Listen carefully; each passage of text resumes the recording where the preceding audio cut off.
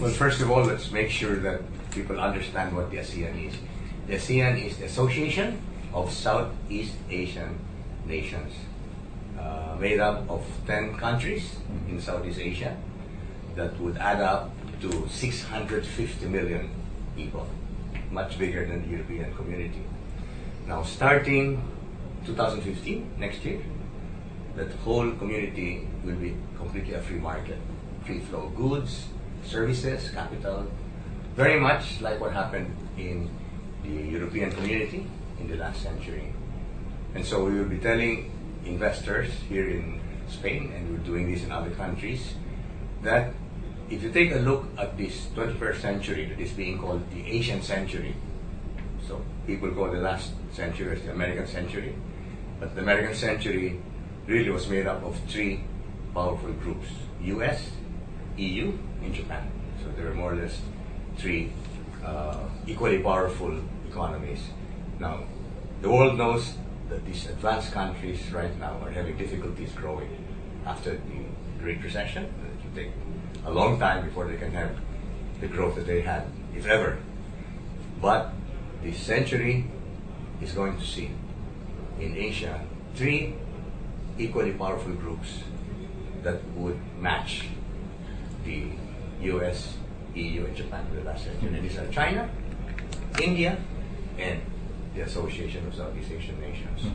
So these are the three major markets that would be very attractive to investors from all over the world. And we are here to tell, especially European investors, that Asia is not China and China is not Asia. Because you tell Europeans about Asia, they just think of China. So we're telling them, you're going to make a big mistake if you ignore this emerging free market.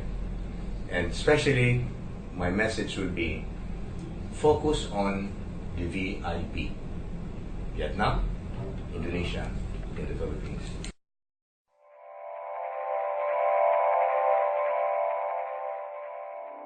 We were able to get out of that crisis by introducing the usual monetary and fiscal policies that made up the so-called Washington Consensus.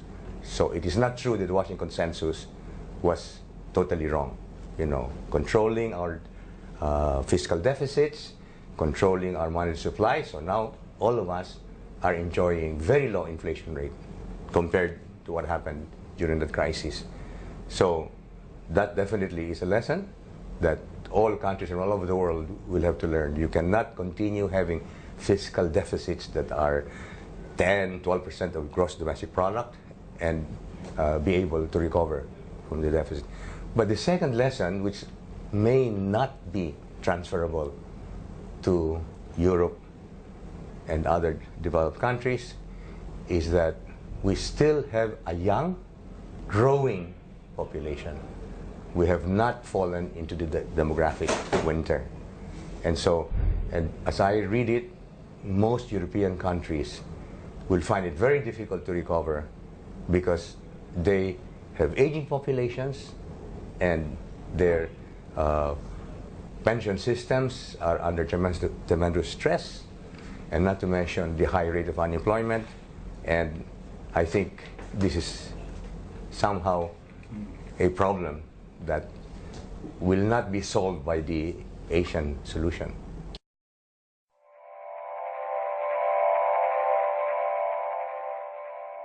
The Philippines is one of the highest, the most rapidly growing economies. It's growing at about 7% every year for the last 3 years, and it's expected to grow at that rate for the next 10 to 20 years.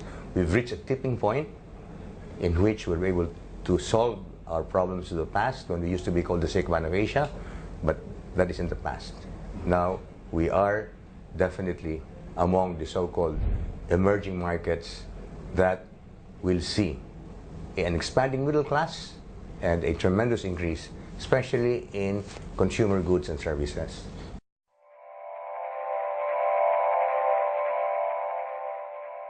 These reforms have accumulated over 25 years, so it was not a sudden happening, although much is being attributed to our present president. He is humble enough to say that he's just standing on the shoulders of all the presidents who came after him.